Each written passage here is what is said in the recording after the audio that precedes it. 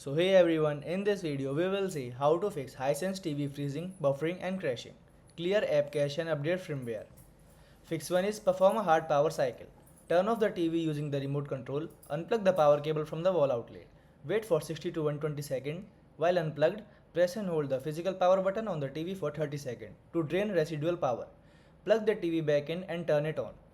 Second fix is clear app cache and system data. Press the home button on your remote, then navigate to setting, then system, then applicable settings or application setting.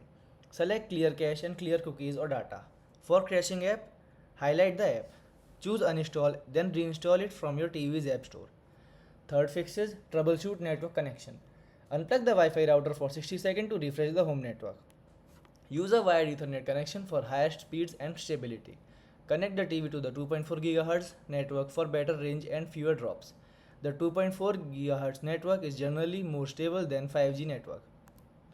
Fourth fix is update TV firmware. Press home on the remote and go to setting, then navigate to support or device preference. Select system update. Choose check firmware upgrade. If an update is available, download it. Allow the TV to restart after installation. Fifth fix is factory reset the TV.